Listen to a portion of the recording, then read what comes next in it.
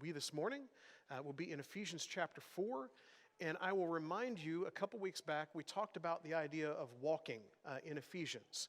And we talked about how in Scripture, when we run across walking going on, kind of the underlying theme there is daily life, what we do every day. And that leads us all the way back to the Old Testament, where we read about walking and it kind of signifying that. In Ephesians, we'll have it come up 5 or 6 times. We've already seen 2 of those. And to remind us, back in chapter 2, in verse 10, one of probably the more quoted verses in Ephesians, that we are his workmanship created in Christ Jesus for good works, which God prepared beforehand that we should walk in them.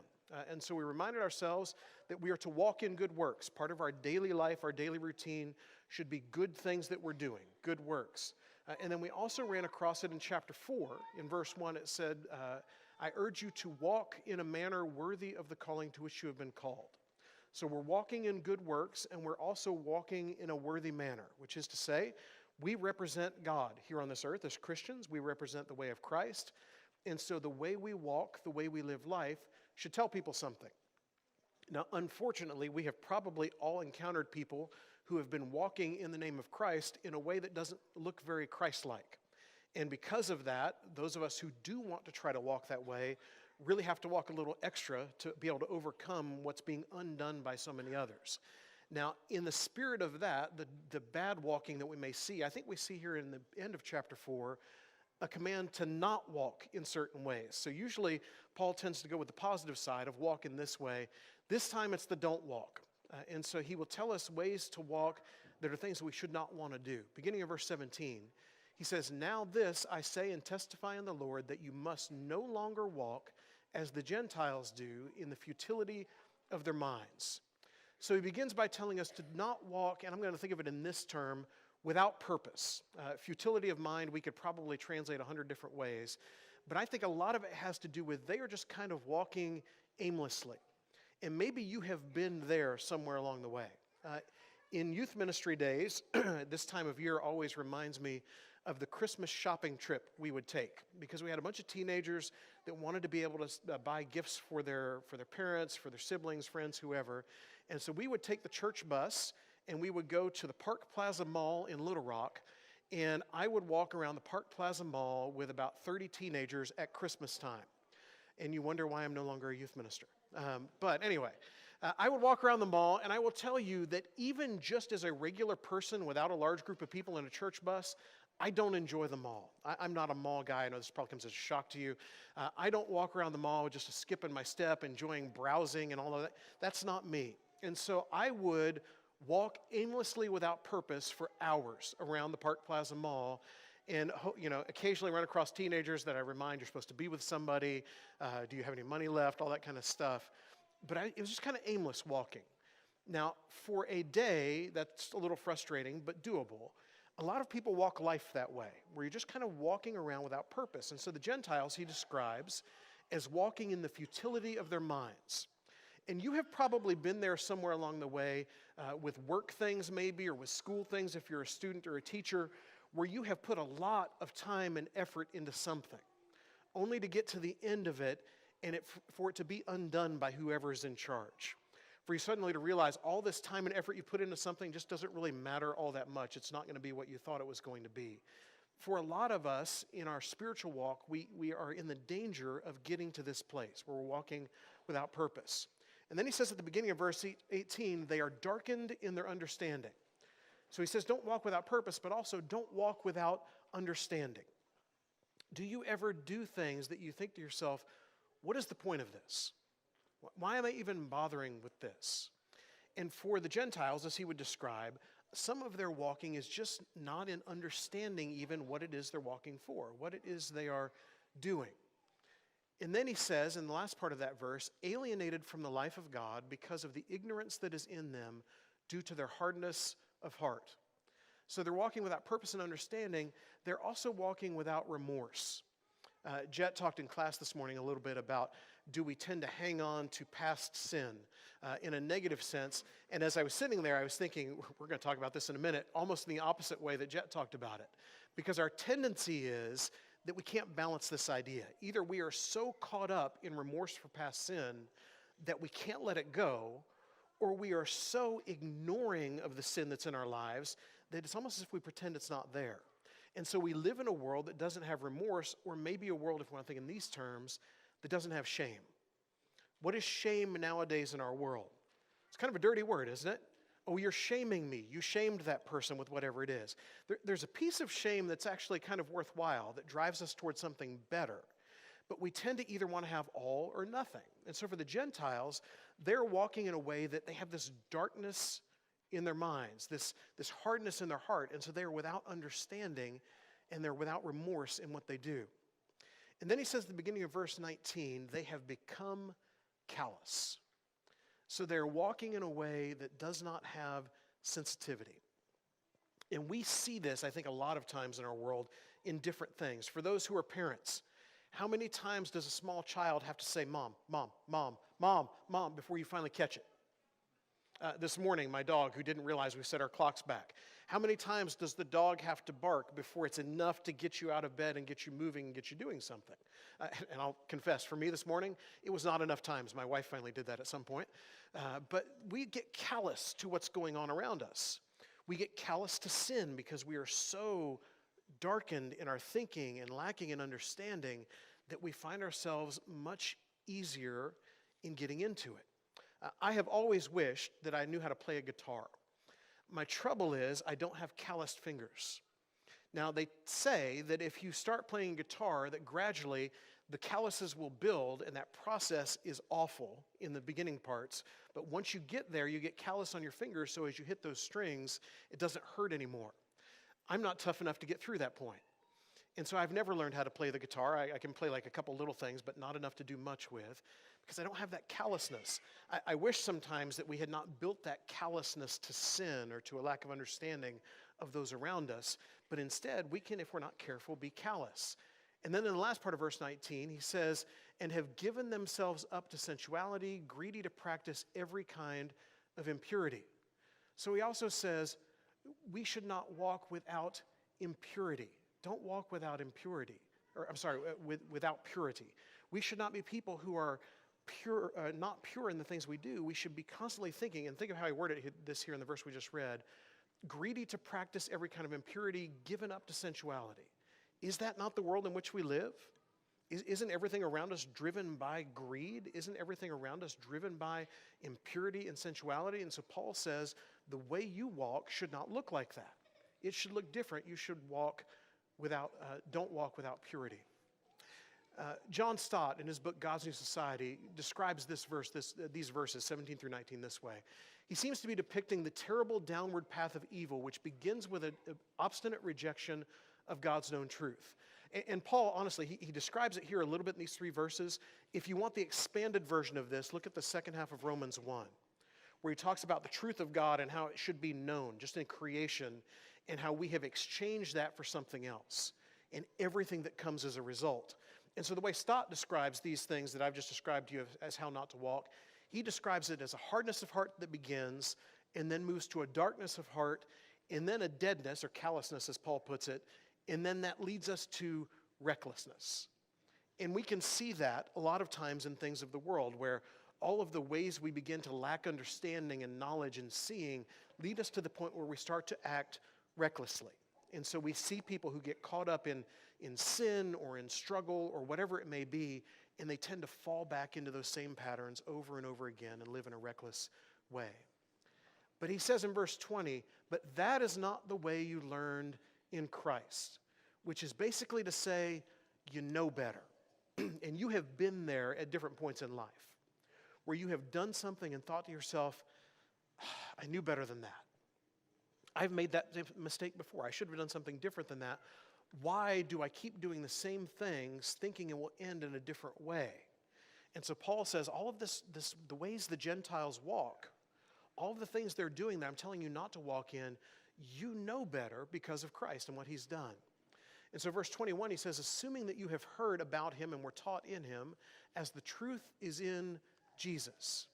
So what truth were we taught? If the truth was in Jesus, and I know we can start at just the basic level of truth, of knowing of who God is and what he has done, what we have remembered this morning in his death, burial, and resurrection, but what is the truth in Jesus? And I think Paul will begin to expand that idea in the next part of the chapter. In verse 22, he says to put off your old self, which belongs to your former manner of life and is corrupt through deceitful desires, and to be renewed in the spirit of your minds, and to put on the new self, created after the likeness of God, in true righteousness and holiness. So what is this truth that we know? The truth is we know that we put off the old self, as we talked about as we started this morning. Those old shoes, that old chair, whatever it is, it's comfortable, but eventually it has to be replaced. And so when these folks have now died to all of this, they have to put off the old self, and then there's this middle step of being renewed, and if you look at the NIV here, in attitude and in thinking.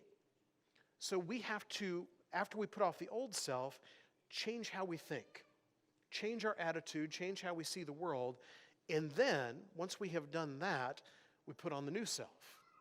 Now, I think there is probably an element of all three of these things that are ongoing.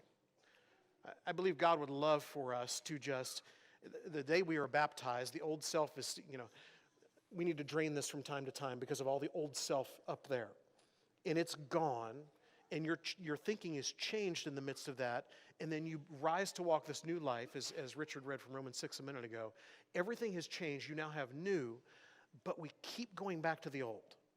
As much as we want to just be the new, we keep finding ourselves going back to the old. And so we have this ongoing thing of getting rid of the old, renewing the way we think and our attitude, and then putting on the new.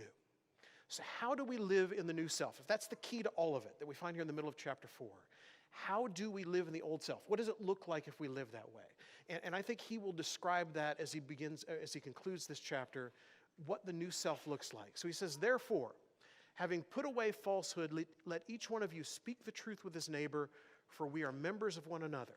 So what does the new self look like? How do we live in the new self? First of all, we embrace truth.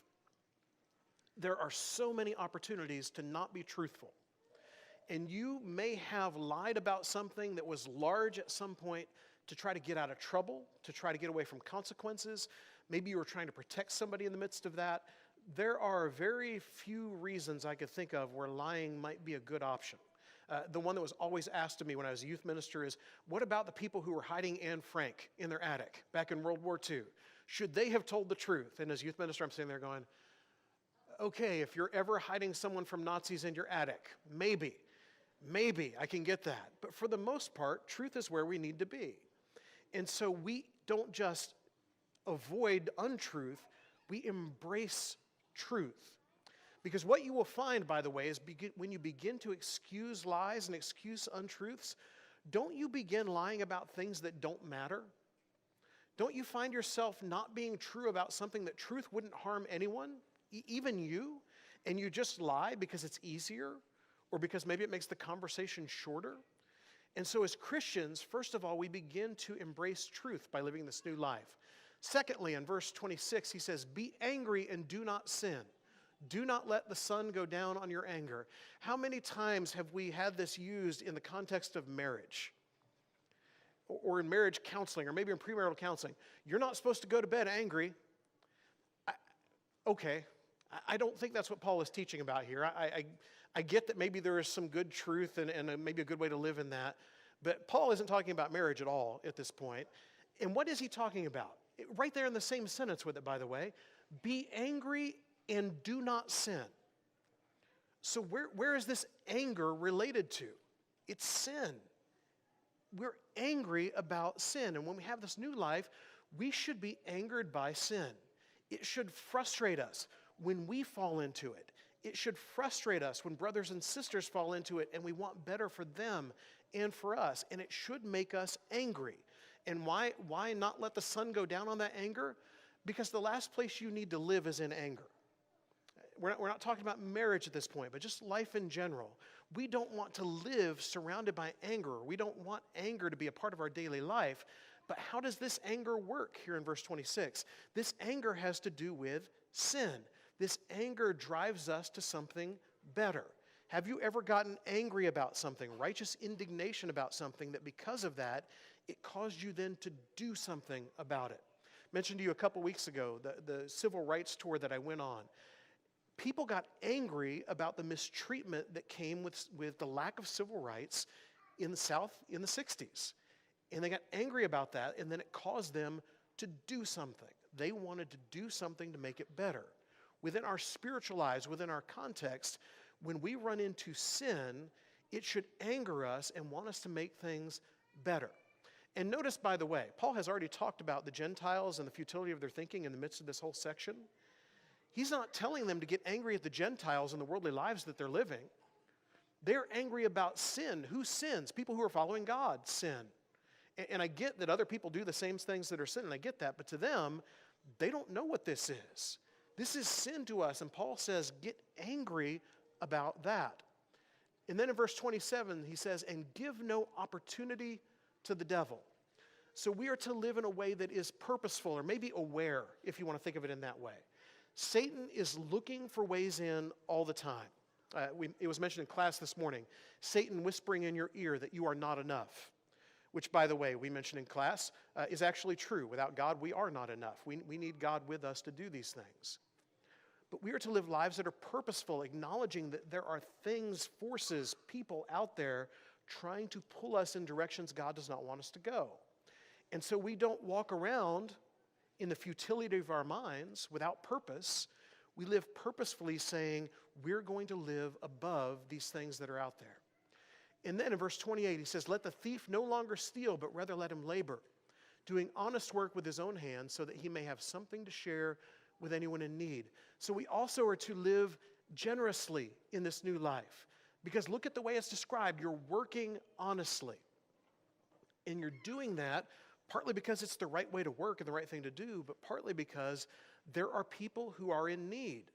So when you think of your paycheck, it's not just the bills you have to pay. When I think of my paycheck, it's not just the bills I have to pay. It's not just Christmas rolling around the corner not too long from now. It's not just all of the things we would like to have or want, but they are also doing this, working honestly to care for those in need. So they are living generously. Now, I will tell you, I think we are good at this to some degree. I think we have evidence of that just a couple weeks ago with our $1 Million Sunday contribution for Eastern European missions, where over $30,000 was given. I think over $31,000 was given. That's a lot of money for a group of this size.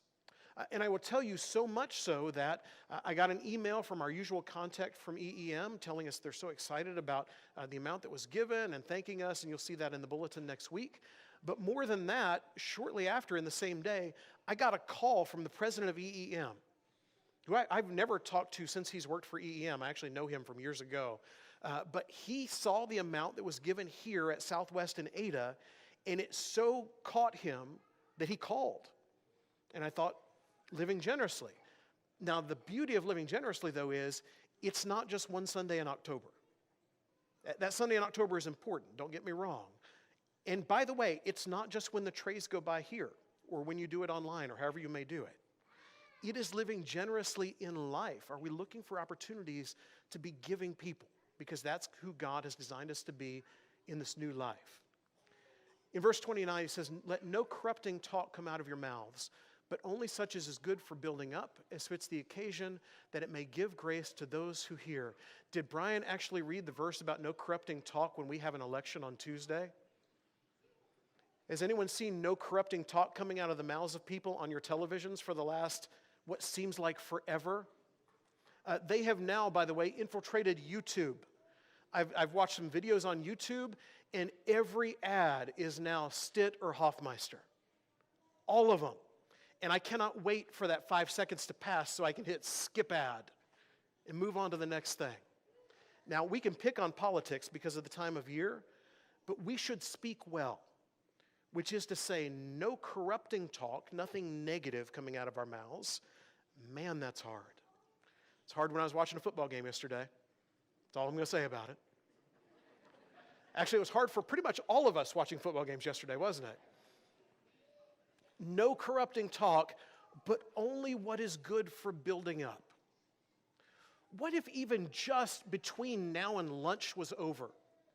What if just in that hour and a half or whatever it may be, just in that time, everyone in this room and watching online could do this? No corrupting talk, just building up. How different would just that hour and a half be? What if we could do it for the rest of Sunday? No corrupting talk, just what's building up. What if we could do it for the rest of the week? No corrupting talk, just what's good for building up.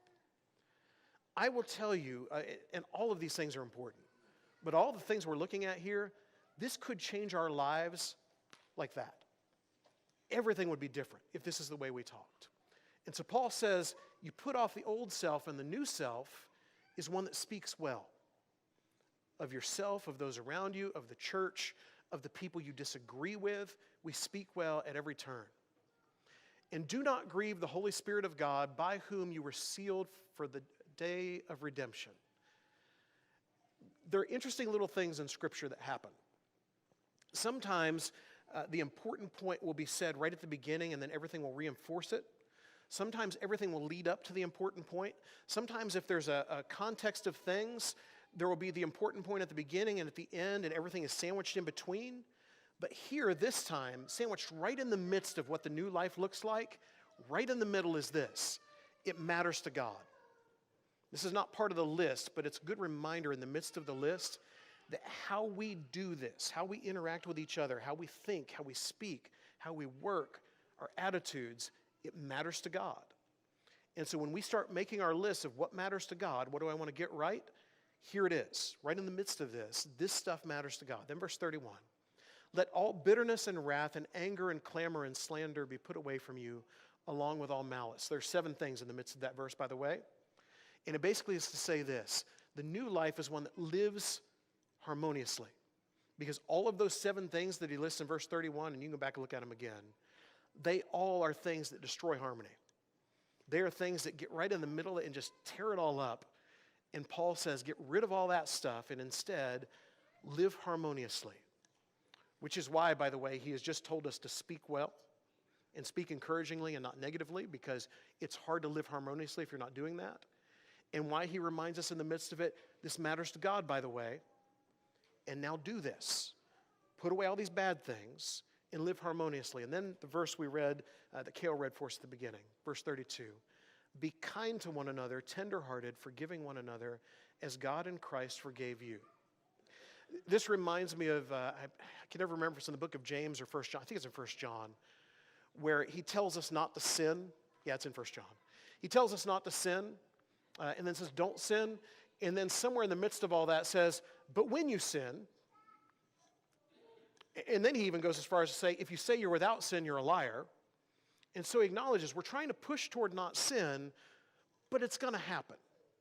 You shouldn't want it to happen. You shouldn't embrace it. You shouldn't try to lead that direction the way we saw the futility of minds early on. But it's going to happen. And here, he lists out all these things you do in the new life and ends with be kind, but also be forgiving. Because as much as we want to live in this new life and put on this new self, we're going to mess up from time to time.